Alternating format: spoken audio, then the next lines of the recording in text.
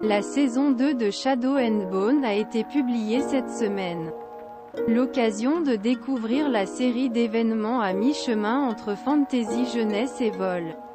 Netflix sur la série de niche des adolescents. Netflix a pu forger une solide réputation. La plupart de ses plus grands succès sont destinés aux jeunes adultes, tels que Stranger Things ou plus récemment Mercredi. Il n'y a donc aucune raison pour qu'il cesse d'investir dans le genre jeune adulte. Avec une imposante communauté lecteur déjà acquise par Cause l'ombre et l'os, la saga Grisha plateforme n'a pas peur l'échec. La première saison, cette adaptation des romans Lee Bardugo ne mentait pas Eden, ce qui remet la couverture en mars avec une saison 2. Et si ce week-end, vous appréciez le temps Sydney pour découvrir Phénomène la série? Vol, magie et amour jeune, la fantasy ne se limite pas aux frontières de l'ancien continent. Avec Shadow and Bone, l'auteur Lee Bardugo l'a invité à Tsar Russie au début du XIXe siècle, et bénéficie donc d'une certaine singularité dans un genre particulièrement incliné à s'inspirer d'un moyenne agence fantastique dans la Grande-Bretagne. La série produite par Eric Esserer avait surpris autant qu'elle avait convaincu les amateurs lorsqu'il a été libéré en 2021. Dans le sillon de Harry Potter et d'autres épopées fantastiques du genre. L'ombre et l'os semblent rester bien pour rester sur Netflix. Fine cuisine between turning narrative. Fantasy in the pure tradition of the genre and passage to adulthood.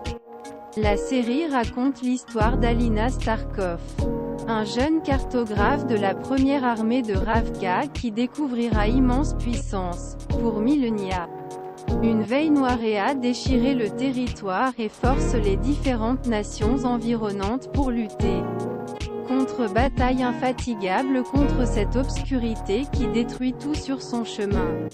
Ils doivent aller au Petit Palais, où Alina apprend les bases de la magie aux côtés de Grisha. Lumière. Si la série n'évite pas les défauts des productions adolescentes, elle est basée sur un vaste univers qui ne demande qu'à être exploré. Nous le donnons à cœur. Si la quantité d'informations nécessaires pour comprendre l'histoire, ces problèmes lancés aux spectateurs en le premier épisode avaient assez pour nous décourager. Shadow et Bone parviennent à être progressivement construits comme une histoire ambitieuse riche. C'est particulièrement vrai lorsqu'elle explore son monde et son concept en dehors de la piste battue. Si le voyage d'Alina n'est pas flagrant d'originalité, celui-ci Corbeau est un peu plus libéré archétype et parvient à respirer une certaine énergie. Grâce à scènes d'action contrôlées et moments de comédie. Cette composante est également un succès franche grâce au talent d'acteurs qui prêtent leur visage aux différents personnages. Kit Yoon, qui joue à Jesper, et Freddie Carter sur les chaussures de Cas Breaker, est particulièrement illustré devant la caméra.